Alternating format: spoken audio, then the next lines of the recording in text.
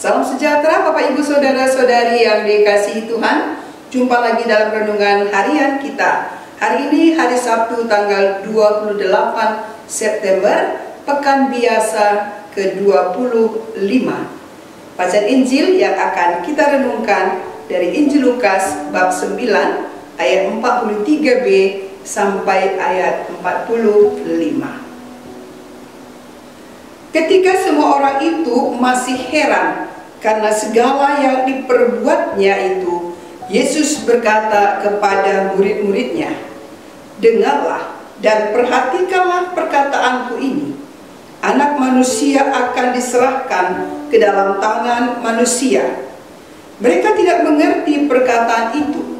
Artinya tersembunyi bagi mereka, sehingga mereka tidak dapat memahaminya. Mereka takut menanyakan arti perkataan itu kepadanya. Demikianlah sabda Tuhan. Saudara-saudari yang dikasihi Tuhan, tema permenungan kita hari ini, hendaklah sabar dalam segala perubahan hidup. Saudara-saudari, jika ditanya sikap dan reaksi kita terhadap penderitaan, pastilah berbeda-beda. Ada yang pasrah pada penderitaan karena menurut mereka, ya itulah takdir hidupnya.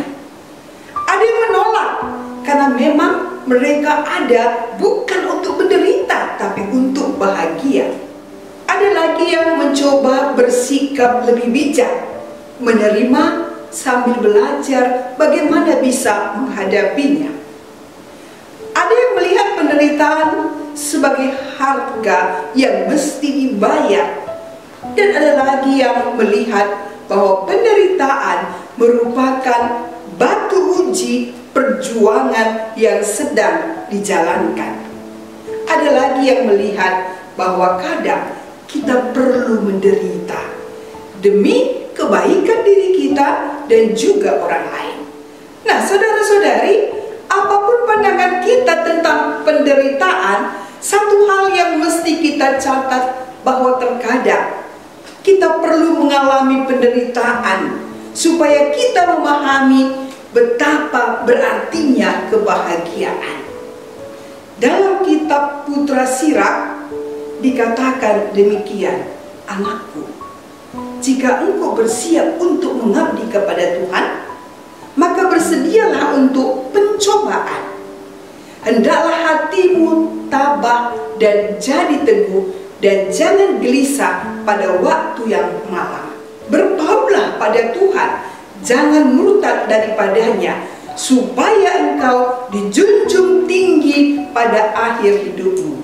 Sebab emas diuji di dalam api, tapi orang yang kepadanya Tuhan berkenan dalam kancah penghinaan."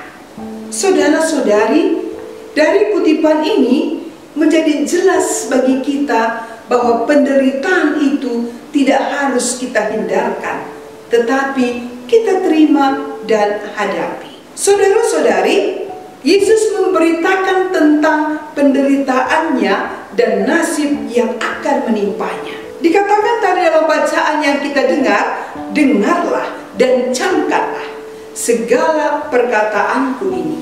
Anak manusia akan diserahkan ke dalam tangan manusia." Bagaimana mungkin Yesus yang telah banyak membuat mukjizat yang luar biasa hebat itu harus menderita? Tidak masuk di akal. Para murid tidak mengerti perkataan itu, tapi mereka tidak berani menanyakan apa arti perkataan itu kepadanya. Pernyataan Yesus ini sungguh membuyarkan mimpi mereka tentang bagaimana kebahagiaan mengikuti Dia. Lewat sabdanya, Yesus hendak mengingatkan para muridnya bahwa mengikuti Dia itu tidak mudah. Memilih mengikuti Dia bukan jaminan bebas dari perlakuan tidak adil atau bebas dari penderitaan. Justru sebaliknya, mereka akan mengalami nasib dan perlakuan yang sama. Kebaikan yang mereka lakukan tidak selalu mendatangkan tanggapan positif dan sanjungan. Ini menjadi awasan bagi mereka. Para murid diminta mengambil sikap dan memutuskan langkah yang mesti mereka tempuh. Saudara-saudari, dalam mengikuti Yesus, para murid tidak hanya menyaksikan peristiwa yang luar biasa seperti perbanyakan roti, tapi juga harus mereka siap ditolak dan dianiaya. Memilih mengikuti Yesus berarti juga harus siap untuk menderita. Tahan terhadap penderitaan menjadi bukti sejatinya seorang pengikut Kristus. Kalau emas diuji dalam tanur api, kesetiaan seorang murid diuji dalam tanur kehidupan.